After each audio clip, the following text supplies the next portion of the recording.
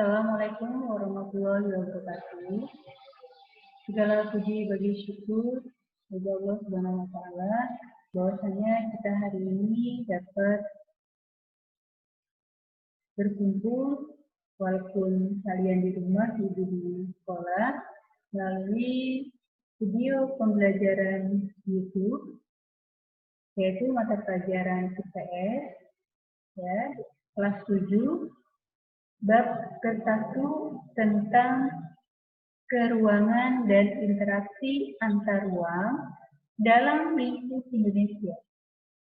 Ya, sebelum ke materi, mudah-mudahan kalian hari ini dalam keadaan sehat dan walafiat dan kalian tetap semangat belajar walaupun kalian masih bertatap muka di rumah, belum ke sekolah, tetap semangat untuk belajar. Nah, kita lanjutkan materi yang selanjutnya.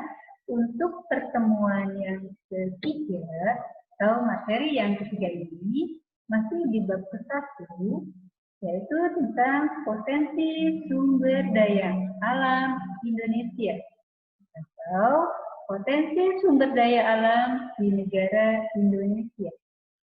Nah, sebelum ke materi pertemuan ketiga, kalian mungkin masih ingat materi yang pertemuan minggu kedua atau kedua, yaitu tentang kondisi sumber daya alam Indonesia. Nah, berarti masih berkaitan dengan potensi sumber daya alam dan kondisi sumber daya alam yang ada di negara Indonesia. Mungkin kalian kemarin sudah mempelajari tentang kondisi sumber daya alam negara Indonesia. Ya, kita lanjut. Yang berikutnya, tujuan pembelajaran pada hari ini, yang pertama ada siswa dapat mendeskripsikan kondisi potensi sumber daya alam Indonesia. Yang kedua, siswa dapat berpikir kritis, kreatif, inovatif dalam mengamati kondisi potensi sumber daya alam Indonesia. Yang ketiga, siswa memiliki kesadaran diri untuk menjaga dan melestarikan potensi sumber daya alam Indonesia. Yang keempat, siswa dapat meningkatkan rasa kepercayaan diri dan memiliki kemampuan self-leadership dalam menyampaikan hasil pengamatan atau pada saat menyampaikan hasil diskusi di depan kelas. Nah, ini adalah tujuan pembelajaran kita. Kalian dapat memiliki 4 poin tersebut yang tadi Ibu sebutkan. Ya, kalian setelah pembelajaran IPS selesai, kalian harus memiliki sifat-sifat yang tadi Ibu sebutkan. Ya, kalau yang keempat, itu nanti pada saat kalian sudah masuk sekolah, bisa berdiskusi dengan teman dan hasilnya bisa disampaikan di depan kelas. Ya, kita lanjut ke materi kita ya. Yang pertama, pengertian sumber daya Indonesia. Ya. Sumber daya alam merupakan semua potensi alam yang berada di bumi, baik berbentuk benda mati maupun berupa makhluk hidup, yang dapat dimanfaatkan bagi pemenuhan kebutuhan hidup manusia. Nah, maksudnya, setiap sumber daya alam yang ada di negara Indonesia itu bisa dimanfaatkan baik makhluk hidup ataupun kebutuhan manusia karena sumber daya alam. Ya, bisa berbentuk misalnya benda mati, bisa berbentuk makhluk hidup yang bisa dimanfaatkan oleh kebutuhan manusia.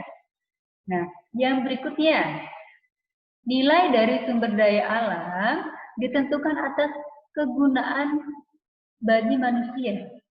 Nah, nilai dari sumber daya alam ditentukan atas kegunaannya bagi manusia, berarti ada sumber daya alam yang memiliki nilai yang sangat tinggi. Dan semua sumber daya alam pasti digunakan manusia. Karena apa? Atau untuk apa?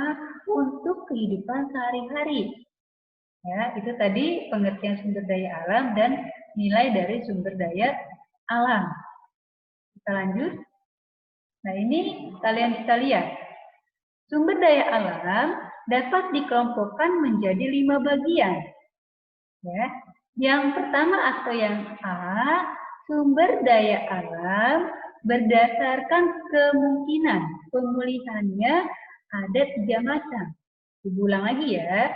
Sumber daya alam berdasarkan kemungkinan pemulihannya ada 3 macam. Ya, yang pertama, kalian lihat, sumber daya alam terbarukan dapat dibentuk kembali oleh alam. Berarti yang pertama ini sumber daya alam bisa diperbarui atau terbarukan dalam diperbarui dan dibentukkan kembali oleh alam. Itu yang pertama, ya. Yang kedua, sumber daya alam reproduksi. Nah, maksudnya pembaruan jenis ini terjadi pada sumber daya hayati. Ya, karena hewan dan tumbuhan dapat berkembang baik sehingga selalu bertambah jumlahnya. Nah, contohnya nih, sumber daya alam reproduksi seperti ayam. Ayam tiap hari ada yang menelur. Ya, tapi daging ayam tiap hari dikonsumsi oleh manusia. Nah, tidak habis. Karena apa? Karena dia perkembangan dan berkembangnya jumlah dari hewan dan tumbuhan. Ya, nah itu contohnya. Kalau tumbuhan, kalian misal sering tiap hari makan kangkung, tiap hari makan wortel, tiap hari kalian makan sayur-sayuran, itu tidak akan pernah habis. Karena apa? Karena jumlahnya dan bisa berkembang lagi. Ya, jumlahnya bisa bertambah. Nah, itu contohnya, ya. Yang ketiga sekarang, ya, pembaruan melalui siklus beberapa sumber daya alam. Nah, kalau pembaruan melalui siklus ada 3 bagian atau beberapa bagian. Contohnya misalnya air, udara. Udara memiliki siklus alami. Nah, ini sumber daya alam melalui siklus tadi, ya, beberapa sumber daya alam yang melalui siklus. Ada misalnya air, udara memiliki siklus alami. Nah, kita nih tiap hari menghirup udara atau oksigen, kita tiap hari apa? Pembaruan. Tidak mungkin udara yang kemarin kita hirup lagi, tidak mungkin. Tiap hari ada pembaruan udara yang masuk ke dalam tubuh manusia. Ya, itu ada yang tadi 3 bagian sumber daya alam berdasarkan kemungkinan pemulihannya. Ingat-ingat ya, ada 3. Kita lanjut yang bagian B sekarang. Nah, bagian B, sumber daya alam berdasarkan materi. Nah, sumber daya alam berdasarkan materi ada 2 bagian. Yang pertama, sumber daya alam organik atau hayati. Yang kedua, sumber daya alam anorganik. Ya. Nah, ini diingat-ingat kalian. Sumber daya alam berdasarkan materi dapat dibagi menjadi 2 bagian. Sumber daya alam organik dan sumber daya alam anorganik.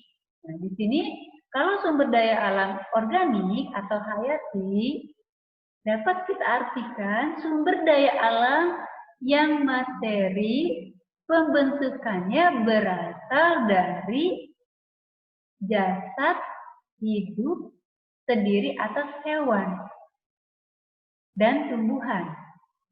Ya, jadi kalau organik itu pembentukannya bisa dari jasad yang hidup terdiri atas hewan dan tumbuhan. Bisa dari hewan apapun, bisa dari tumbuhan apapun. Ini sumber daya alam organik. Tadi seperti hewan, ayam, tumbuhan banyak ya yang kalian bisa ketahui, misalnya tumbuhan wortel, sayur-sayuran. Nah, itu yang dinamakan dengan organik, ya. Nah, sedangkan sumber daya alam anorganik yaitu sumber daya alam anorganik atau non-hayati adalah sumber daya alam yang berdasarkan dari benda mati yang berupa zat padat, air, dan gas. Ya, ingat ya. Seperti benda mati itu seperti apa? Seperti botol, ya, seperti meja, seperti sapu. Nah, itu yang dinamakan dengan sumber daya alam anorganik. Ya, kalau organik itu yang hayati seperti apa? Hewan dan tumbuhan. Ya, nah itu berdasarkan materinya ada dua sumber daya alam organik dan sumber daya alam anorganik. Ya, kita lanjut yang bagian C sekarang atau yang ketiga. Sumber daya alam berdasarkan habitatnya. Nah ini sumber daya alam berdasarkan habitatnya ada dua bagian. Ya, yang pertama itu sumber daya alam terestis atau daratan. Yang kedua, sumber daya alam akuatik atau perairan. Nah, kalau sumber daya alam terestis atau daratan, yaitu sumber daya alam yang memiliki atau mempunyai hubungan dengan tanah. Ya, seperti tempat atau lahan kegiatan manusia. Contohnya apa sih yang berkaitan dengan tanah? Ya, seperti keramik, genteng, dan batu bara. Ya. Terus yang kedua sekarang, sumber daya alam akuatik atau perairan, yaitu sumber daya alam yang ada hubungannya dengan air. Contohnya danau, sungai, air hujan, dan air laut. Nah, berarti kalau yang sumber daya alam akuatik itu yang memiliki perairan atau perairan. Ya, contohnya seperti danau, sungai, air hujan, dan air laut. Ya, sedangkan sumber daya alam terestris tadi yang memiliki hubungannya dengan tanah atau tempat lahan kegiatan manusia. Contohnya apa? Seperti tanah, pembuatan keramik, genteng, dan batu bara. Yang kedua tadi sumber daya alam akuatik atau perairan yang apa hubungannya? Sumber daya alamnya yang ada hubungannya dengan air, ya, seperti danau, sungai, air hujan, dan air laut.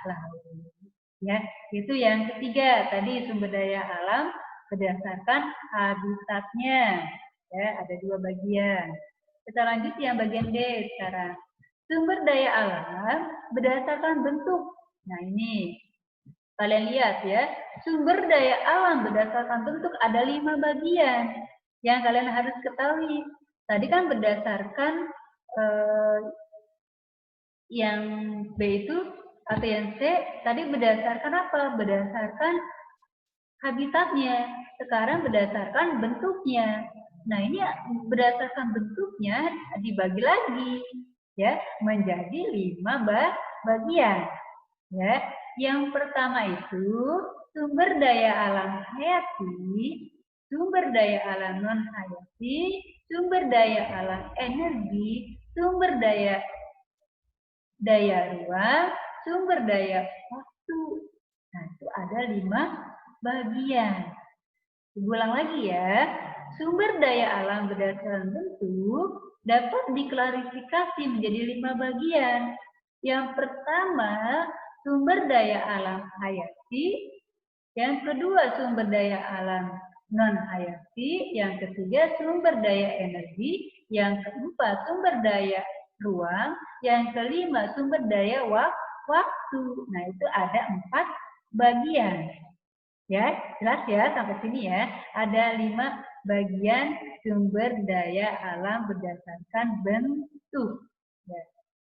Kita lanjut. Ya, yang bagian kelima atau yang sekarang, sumber daya alam berdasarkan daya pakai dan daya atau nilai konsumsinya. Nah, ini sumber daya alam berdasarkan daya pakai dan nilainya dapat dibagi menjadi dua bagian. Ya, yang pertama sumber daya alam yang tidak cepat habis, yang kedua sumber daya alam yang cepat habis. Nah, maksud sumber daya alam yang tidak cepat habis yaitu yang dapat dipakai berulang-ulang kali. Ya, yang dapat dipakai berulang-ulang kali itu yang tidak cepat habis. Seperti apa? Tinta, batu permata, logam mulia. Nah, yang kedua, sumber daya alam yang cepat habis dan sulit didaur ulang. Contohnya seperti apa sih? Bensin, gas alam, dan bahan bakar lainnya. Contohnya yang kita pernah ngalamin untuk kebutuhan manusia itu yaitu seperti apa? Minyak tanah. Minyak tanah itu sering dia dipakai, tetapi sumber daya alamnya cepat habis. Makanya kita sekarang dapat diganti dengan gas, ya, untuk kebutuhan atau untuk mencukupi kebutuhan manusia. Tadinya pakai minyak tanah, sekarang minyak tanahnya sudah habis dan sudah langka, tidak bisa didapat secara cepat. Jadinya sekarang diganti dengan gas, ya, untuk kebutuhan dan kelangsungan hidup dalam manusia, ya. Selanjutnya ada potensi sumber daya alam dan kemaritiman negara Indonesia. Kita lihat yang pertama dulu, potensi sumber daya alam berdasarkan apa? Berdasarkan potensi hutannya. Kita lihat, negara Indonesia hutannya beraneka ragam.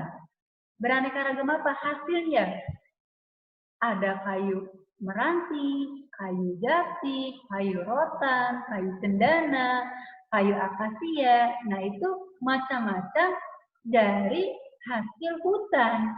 Nah, kita bisa nggak manfaatinnya? Bisa, karena jenis kayu ini dipergunakan oleh manusia untuk apa?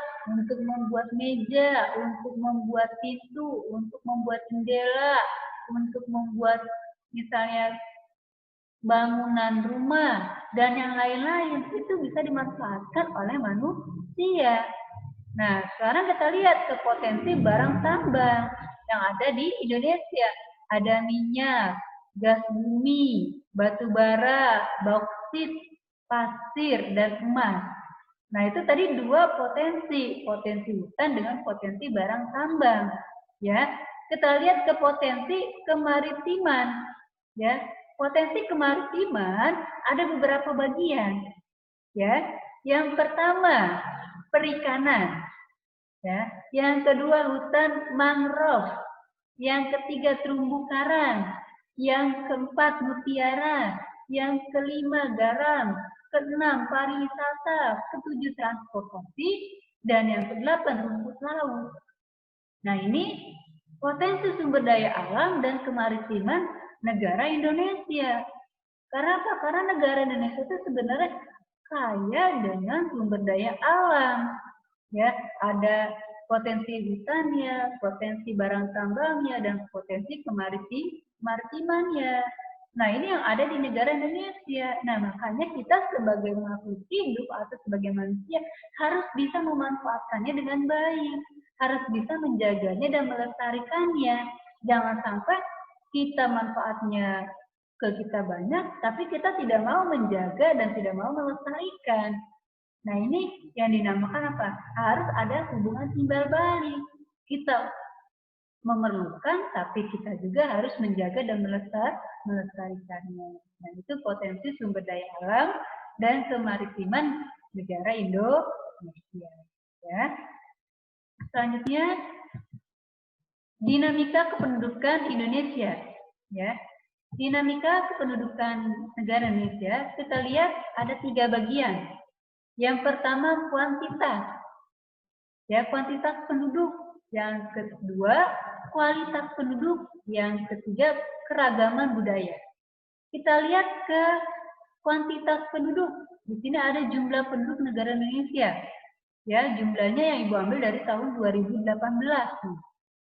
Ya tahun sekarang yang 2020 belum Ibu ambil. Ibu masih contoh yang 2018 saja.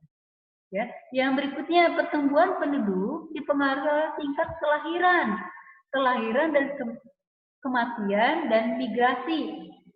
Contohnya ada yang lahir, ada yang meninggal, atau ada yang tingkat kematiannya meningkat. Ya, yang ketiga komposisinya penduduk dapat dilihat melalui piramida penduduk. Kalau piramida penduduk itu sudah ada sensusnya. Jadi sudah ketahuan piramida penduduk negara Indonesia. Nah, yang keempat, persebaran penduduk Indonesia tidak merata. Itu tadi yang keempat itu dari kuantitas penduduk, ya. Sekarang kita lihat ke kualitas penduduk, ya. Kalau kualitas penduduk dibagi menjadi 3 bagian, ya. Yang pertama itu kalian ingat-ingat, capaian pendidikan ditunjukkan dengan diagram angka. Partisipasi sekolah berdasarkan umur atau berdasarkan kelompok umur. Nah, kualitas penduduk yang pertama kita lihat apa? Pendidikannya. Nah, kenapa dilihat dari pendidikannya? Kalau kualitas sumber daya manusianya mau bagus, kita lihat dari pendidikannya. Ya, pendidikannya dikelompokkan dari umur. Misalnya dari TK, dari SD, SMP, SMA, sampai perguruan tinggi. Jangan sampai nanti tidak berdasarkan kelompok umur, mau masuk SD, tapi umurnya sudah, misalnya umurnya kelas 1 SD, umurnya sudah 15 tahun. Ya. Nah, kalau melihat dari kelompok umur, bisa diatur. Ya, bisa dilihat dan kelompok-kelompoknya jelas. Misalnya dari TK, SD, SMP, SMA, dan perguruan tinggi. Itu melalui kelompok umur. Tapi sekarang negara Indonesia sudah kelompok-kelompok umur pada saat dia masuk ke sekolah. Ya. Yang berikutnya yang kedua, faktor kesehatan mempengaruhi usia harapan hidup. Nah, ini faktor kesehatan dalam manusia biasanya apa? Mempengaruhi usia kita. Ada yang contohnya karena dia tidak menjaga kesehatannya, tidak menjaga pola makannya, tidak menjaga tidurnya, dia usia masih muda sering sakit-sakitan, tidak sehat badannya. Usia masih muda ada yang sudah meninggal, tapi usia yang sudah tua badannya ada yang masih sehat, ada yang usia sudah di atas rata-rata masih tetap hidup, ada yang sampai umur 100 tahun ada yang sampai 90 ada. Karena apa? Karena itu tergantung dari faktor kesehatannya masing-masing. Ya. Nah, yang ketiga, kondisi perekonomian. Ya, itu tadi kualitas penduduk ada 3 bagian. Kita lihat sekarang keragaman budaya. Ya, keragaman budaya dapat dilihat dari apa sih? Pertama, rumah adat. Yang kedua, pakaian adat dan senjata tradisional. Yang ketiga, kesenian daerah. Yang keempat, keragaman bahasa. Nah, di negara Indonesia, kita beraneka ragam budayanya. Ya, dari rumah adatnya, dari pakaiannya, alat-alat tradisionalnya, kesenian daerahnya, keragaman bahasanya, itu beraneka ragam yang ada di negara Indonesia. Nah, itulah yang dinamakan dengan dinamika kependudukan negara Indonesia. Ada 3 tadi ya. Pertama, kuantitas penduduk, kualitas penduduk, keragaman budaya. Nah, itu dinamika kependudukan Indonesia. Kita lanjut. Ya. Yang berikutnya, kondisi alam Indonesia apa saja? Nah, kita lihat di sini. Nah, ini kita lihat dari keadaan fisik wilayahnya. Kondisi alam negara Indonesia dapat dilihat dari apanya sih? Dari kondisi fisik wilayahnya. Yang pertama kita lihat contoh gambarnya nih. Ada Ngarai Sianok. Nah, ini ke pegunungan. Ya, kondisinya nih. Keadaannya. Bukit Barisan. Ya, dilihat gambarnya di sini. Keadaan fisiknya, wilayahnya. Terus daratan tinggi Gayo Aceh di daerah Aceh. Ya, keadaan fisiknya. Terus kita lihat puncak Jaya Wijaya. Ini keadaan fisik wilayahnya. Ya. Nah, kita lihat ke geologinya.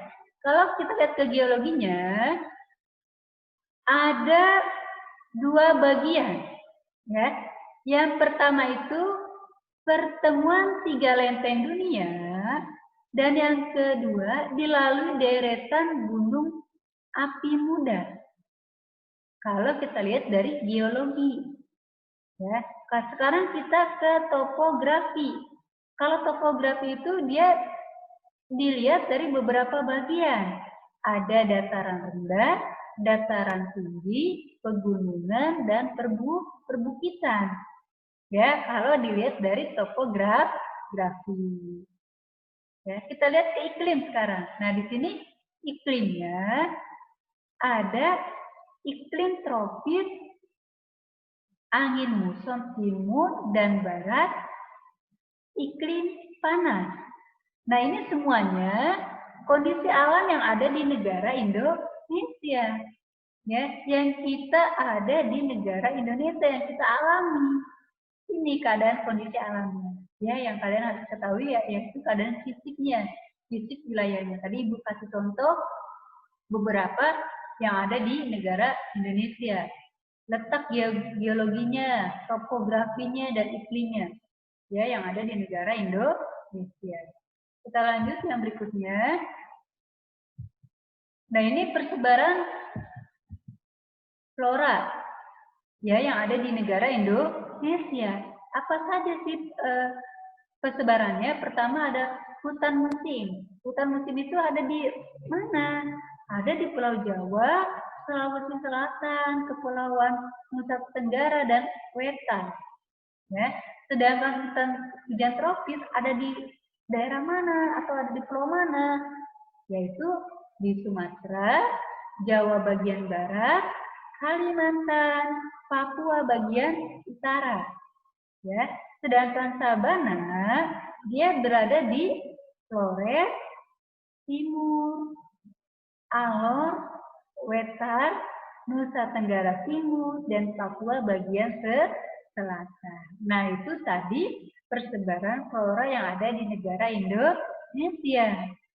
Ya, yang selanjutnya persebaran fauna yang ada di negara Indonesia.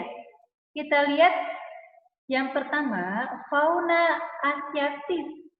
Apa saja sih? Ada gajah, tapir, buaya, merak, pesut, dan kumbang. Itu di fauna asiatis. Ya. Dan peralihan ada anoa, monyet hitam, komodo, dan maleo. Kita lihat di fauna Australis. Ada kanguru, walabi, nakbiak, koala, dan cendrawasih. Nah, itu tadi persebaran fauna yang ada di Indonesia. Ya. Kita lanjut. Nah, ini untuk materi yang Ibu sampaikan tadi tentang sumber daya alam berdasarkan beberapa bagian yang kalian tadi harus mengetahui. Nah, sekarang ini ada kesimpulan dari materi kita. Ya, yang pertama materi kesimpulannya, sumber daya alam merupakan semua potensi yang berada di bumi baik berbentuk benda mati maupun berupa makhluk hidup yang dapat dimanfaatkan bagi pemenuhan kebutuhan manusia. Berarti sumber daya alam di sini maksudnya bisa dimanfaatkan dan bisa menjadi kebutuhan manusia. Ya, sumber daya alam. Tapi ingat, kita harus melestarikan dan menjaga. Nah, kita lihat tadi, sumber daya alam dapat dikelompokkan menjadi 5 bagian. Sumber daya alam berdasarkan kemungkinan atau pemulihannya. Yang kedua, sumber daya alam berdasarkan materinya. Sumber daya alam berdasarkan habitatnya. Sumber daya alam berdasarkan bagian atau bentuknya. Dan yang kelima, sumber daya alam berdasarkan daya pakai dan nilai konsumsinya. Nah, itu kesimpulan materi kita hari ini tentang potensi sumber daya alam yang ada di negara Indonesia. Ya, nanti kalian di rumah bisa kalian pelajari lagi, bisa kalian baca kembali buku paketnya supaya kalian mendapatkan wawasan yang lebih luas lagi. Ya, dan untuk tugas, untuk pelajaran IPS, nanti kalian bisa melihat di Google Classroom tugasnya untuk tugas potensi sumber daya alam negara Indonesia. Ya. Nah, untuk materi hari ini pembelajaran IPS karena sudah kesimpulan, sudah Ibu jelaskan semua, mudah-mudahan kalian bermanfaat buat kalian dan kalian dapat mengerti dan kalian dapat mempraktekkan sumber daya alam yang ada di negara Indonesia dan bisa menjaga dan bisa memanfaatkan dengan baik sumber daya alam yang ada di negara Indonesia. Untuk materi IPS hari ini, Ibu akhiri. Dan sebelum Ibu membacakan, kita bacakan hamdalah, alhamdulillahirrahmanirrahim. Assalamualaikum warahmatullahi wabarakatuh.